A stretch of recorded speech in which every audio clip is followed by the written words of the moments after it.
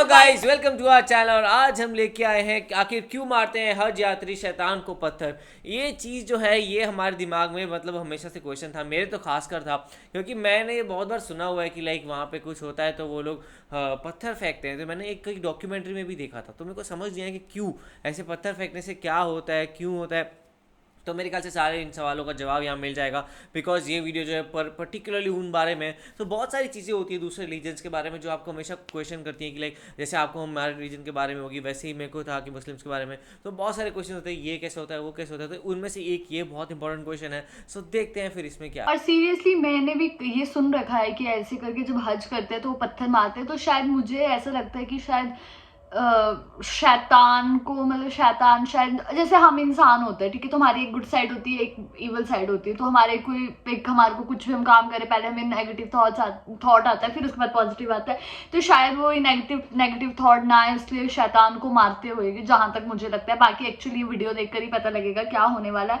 तो देखते हैं फिर वीडियो कैसे होने वाली है। और एक्चुअली अभी तक तो मेरे को ये भी नहीं पता था कि शैतान को मारते हैं, मेरे को था कि बस पत्थर मारते हैं, किस लिए मारते हैं वो नहीं पता था। सो देखते हैं फिर क्या होगा। तो आप भी देखो, हम भी देखते हैं। Let's start. क्या है हज? इस्लामी कैलेंडर के 12वें महीने जिलहिजा की 8 से 12 तारीख तक सऊदी अरब के तीर्थ स्थल मक्का शहर में हज यात्रा का आयोजन किया जाता है। इस यात्रा के लिए मक्का इसलिए जाना होता है क्योंकि काबा मक्का में ही स्थित है। अब आप पूछेंगे कि काबा क्या होता है, तो बता दें कि काबा काले रेशम में लिपटी एक क्यूब के आकार की इमारत है जिसे इस्लाम के सबसे पवित्र स्थल और अल्लाह का घर कहा जाता है। यह इमारत हजरत इब्राहिम के समय में खुद इब्राहिम ने बनाई थी। इस भवन के आसपास मस्जिद अल हरम भी मौजूद है। पूरी दुनिया के सभी मुसलमान चाहे वे कहीं भी हो, नमाज के समय अपना मुंह काबा की ओर ही रखते हैं। ओके। यही वजह है मुसलमानों के तीर्थ स्थल है जहाँ जिंदगी में एक बार जाना इस्लाम में जरूरी बताया गया है। जब कोई हज के लिए जाता है तो अपने सभी रिश्तेदारों से मिलता है और अपनी सभी गलतियों के लिए माफी मांगता है। और जो लोग हज नहीं जा पाते वो वहाँ जाने वाले बंदों के हाथों अल्लाह को पैगाम भेजते हैं। हज का महत्व इतना ज्यादा इसलिए भी है क्योंकि ये इस्लाम के 5 पिलर्स में से एक है, जिसमें कलमा पढ़ना, नमाज पढ़ना, रोजा रखना, ज़कात देना और हज पर जाना शामिल होता है। बता दें कि कलमा, नमाज और रोजा तो सभी मुसलमानों के लिए अनिवार्य है, इसमें किसी को कोई छूट नहीं दी गई है। लेकिन ज़कात और हज में ये छूट दी गई है। जो लोग सक्षम है, यानी जिनके पास इतना पैसा है, ज़कात यानी कि दान दे सकते हैं और हज पर जा सकते हैं, उन्हीं के लिए ये दोनों काम करना जरूरी है। दोस्तों, 5वें दिन के हज के दौरान कई तरह की रस्में निभाई जाती है, जिनमें पहला दिन इहराम, दूसरा तवाफ, तीसरा सई, चौथा अराफात और पांचवा मुजदलिफा की रस्म के साथ पूरा होता है। इस दौरान हर हज यात्री एक सफेद रंग की ड्रेस पहनता है जिसे इहराम कहा जाता है। इसके बाद सभी इहराम। काबा के चारों ओर 7 बार परिक्रमा लगाते हैं, जो कि मुस्लिमों के लिए प्रार्थना की दिशा है। अल सफा अल मारवा नामक पहाड़ियों के बीच आगे और पीछे चलता है, जमजम के कुएं से पानी पीता है, चौकसी में खड़ा होने के लिए अराफात पर्वत के मैदान में जाता है और शैतान को पत्थर मारने की रस्म पूरा करने के लिए पत्थर फेंकता है। इसके बाद क्यों मारते, लेकिन ये तो बताया नहीं है। बलि की रस्म करते हैं और सर मुंडवाते हैं। इंटरनेशनल फेस्टिवल ईद उल अजहा में शामिल होते हैं। ये चीज़ कभी नहीं सुनी मैंने। अपने आप में विशेष महत्व रखती है। मगर आज हम बात करने वाले हैं तीसरे दिन की, जब बकरीद के बाद एक महत्वपूर्ण रस्म निभाई जाती है जिसमें हज यात्री रमी जमारात पर पत्थर मारे जाते हैं। वैसे जिन लोगों ने रमी जमारात का नाम नहीं सुना है, उनकी जानकारी के लिए बता दें कि ये एक ऐसी जगह है जहाँ 3 बड़े खंभे मौजूद हैं। इन्हीं खंभों को लोग शैतान मानते हैं और उस पर कंकड़ फेंकते हैं। माना जाता है कि अगर कंकड़ियां नहीं मारी जाएं तो हज यात्रा पूरी नहीं होगी। अब सवाल ये उठता है कि हज जैसी धार्मिक यात्रा पर इस तरह पत्थर मारने की रस्म क्यों निभाई जाती है। तो इसे समझने के लिए आपको जाना होगा कई सालों पहले पैगंबर हजरत इब्राहिम की दुनिया में ऐसा क्या हुआ था जो हज में शैतान को पत्थर मारे जाते हैं। दरअसल इस्लामिक मान्यताओं की माने तो दुनिया में 1,24,000 पैगंबर आए जिन्हें खुदा का संदेशवाहक माना जाता है। इन्हीं में से एक थे पैगंबर हजरत इब्राहिम। ये मुसलमानों के नबी हैं जिनको अल्लाह ने अपना दूत बनाकर दुनिया की भलाई के लिए भेजा था। माना जाता है कि हजरत इब्राहिम का जन्म 4000 साल पहले हुआ था। इस्लाम से पहले उनका जिक्र बाइबल और यहूदी ग्रंथ में अब्राहिम या अब्राहम के नाम से भी मिलता है। इसलिए यहूदी, ईसाई और मुसलमान तीनों ही इन्हें अपना पैगंबर मानते हैं। मुसलमान हजरत अब्राहम को हजरत इब्राहिम अलैहिस्सलाम कहते हैं। वहीं हज के शैतान का ये किस्सा शुरू हुआ था जब एक दिन अल्लाह ताला ने हजरत इब्राहिम की परीक्षा ली। ऐसा माना जाता है कि एक बार अल्लाह ने ख्वाब में आकर हजरत इब्राहिम से कुर्बानी में उनकी सबसे पसंदीदा चीज मांगी थी। हजरत इब्राहिम को सबसे ज्यादा प्यार अपने बेटे इस्माइल से था। ओ हाँ, ये हमने देखा था। काफी लंबे समय के इंतजार के बाद 80 ये साल हमने- की उम्र हाँ। मिली थी। जब इब्राहिम ने अपने बेटे इस्माइल को इस ख्वाब के बारे में बताया तो इस्माइल ने जवाब दिया कि अब्बू जान, जो आपको हुक्म दिया जा रहा है उसे जरूर पूरा कीजिए। अगर अल्लाह ने चाहा तो आप मुझे सब्र करने वालों में पाएंगे। ऐसे में अल्लाह के हुक्म को मानते हुए वो अपने बेटे की कुर्बानी देने को तैयार हो गया।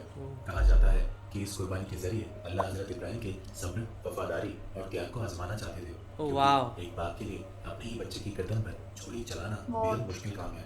जब हजरत इब्राहिम अपने बेटे इस्माइल को कुर्बान करने के लिए लेकर जा रहे थे तब रास्ते में उन्हें एक शख्स मिला जिसे इस्लाम में शैतान कहा जाता है। अच्छा। शैतान ने हजरत इब्राहिम से कहा कि वह इस उम्र में क्यों अपने बेटे की कुर्बानी दे रहा है, बुढ़ापे में वो तुम्हारा सहारा बनेगा और तुम उसे ही कुर्बान करने जा रहे हो। कुर्बान इससे मरने के बाद कौन तुम्हारी देखभाल करेगा।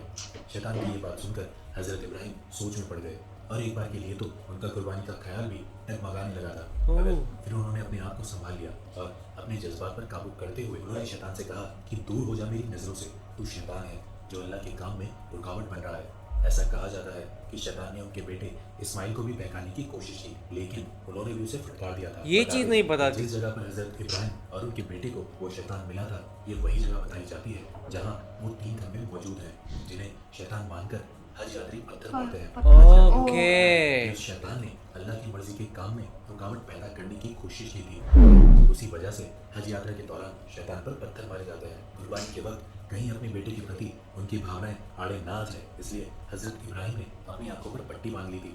अपना काम पूरा करने के बाद जब उन्होंने पट्टी हटाई तो उनका बेटा इस्माइल उनके सामने जिंदा खड़ा था और मेहंदी पर कटा हुआ मेमना पड़ा हुआ था। तभी से इस मौके पर बकरी ईद मनाई जाती है, जिसमें अच्छा।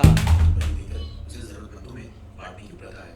आपको बता दें कि हर साल लगभग 2 मिलियन से भी ज्यादा लोग हज के लिए जाते हैं, जिन्हें एक संकरी घाटी में बने पुल से होकर गुजरना पड़ता है। ऐसे में लाखों श्रद्धालुओं की इस भीड़ को संभाल पाना प्रशासन के लिए भी बड़ी चुनौती होती है। तमाम इंतजामों के बावजूद हज यात्रा के दौरान पहले भी कई तरह के हादसे हो चुके हैं, जिनमें बहुत से तीर्थयात्रियों को अपनी जान गंवानी पड़ी थी, मगर फिर भी लोगों की श्रद्धा में कोई कमी नहीं आती, बल्कि साल दर साल हज पर जाने वाले लोगों की संख्या में बढ़ोतरी होती रहती है। हज से जुड़ी एक और खास बात यह है कि मक्का ही इकलौती ऐसी इस्लामिक होली साइट है जहां आदमी और औरत एक साथ प्रे करते हैं और सभी रस्मों को निभाते हैं, जबकि आमतौर पर ज्यादातर मस्जिदों में आदमियों और औरतों के लिए सेपरेट एरिया बनाए जाते हैं। वैसे बहुत से लोग इस बात से भी अनजान हैं कि हज पर जाने वाले यात्रियों को इसके लिए खास ट्रेनिंग भी दी जाती है। इसके लिए जगह जगह वर्कशॉप लगाई जाती है और कई तरह की किताबें भी बांटी जाती हैं। वर्कशॉप्स? जिनमें हज यात्रा के दौरान ध्यान में रखने लायक हर जरूरी बात हाँ कि बताई कुछ जाती है। क्या करना है क्या अगर आपको नहीं हमारा करना है वीडियो ऐसा। पसंद आता है, सही बात। तो अगले वीडियो में हम आपको डिटेल में बताएंगे। हम लोग जितनी तारीफ कर रहे हैं हजरत इब्राहिम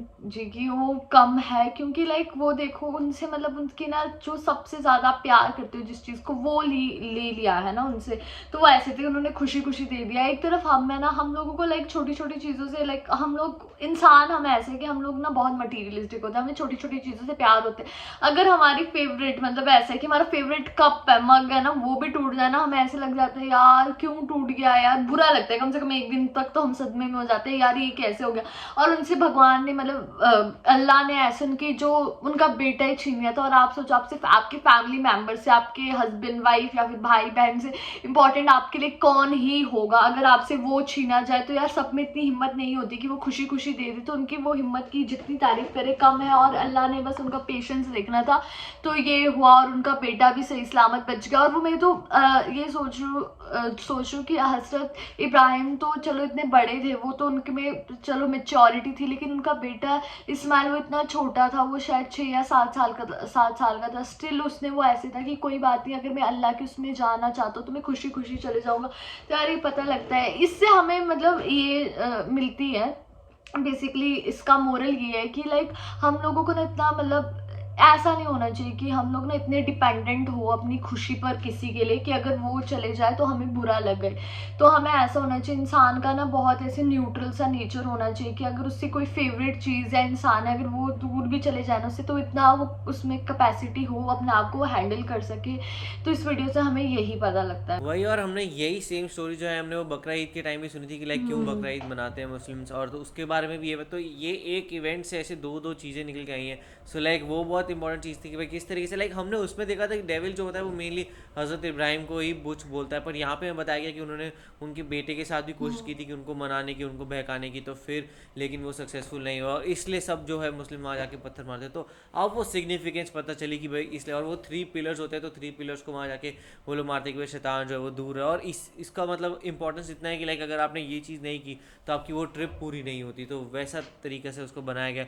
एंड ये बहुत मेरे को वो इंटरेस्टिंग लगा कि लाइक वहाँ पे उनकी एक वर्कशॉप होती है तो आपको बताया जाता है कि आपको हज ज़्यादा करनी कैसे है। मेरे ख्याल से वो तो शायद हर मुस्लिम को पता ही होगा, लाइक बाय बर्थ ही या फिर मतलब बाय बर्थ तो नहीं, चलो ऊपर ग्रो होते होंगे पर सबको बताया जाता होगा ऐसा ऐसा ऐसा ऐसा, क्योंकि वो तो सबसे इंपॉर्टेंट चीज़ है। पर ये इसकी भी अलग से एक वर्कशॉप होनी और ऐसा होगा वैसा होगा, बिकॉज मेरे ख्याल से काफ़ी फॉरेन मुस्लिम्स होते होंगे तो शायद उनको समझाना पड़ता होगा, तो वो सारी चीज़ें हो सकती है। और इसके बारे में ज़रूर हम जानेंगे आगे की वीडियोज़ में। तो आप लोगों को कैसा लगा आप कमेंट ज़रूर बताएगा, ऐसे लाइक करते जाइए, कमेंट करते जाइए, शेयर करते जाइए और सब्सक्राइब करते जाइए। बाय। बाय।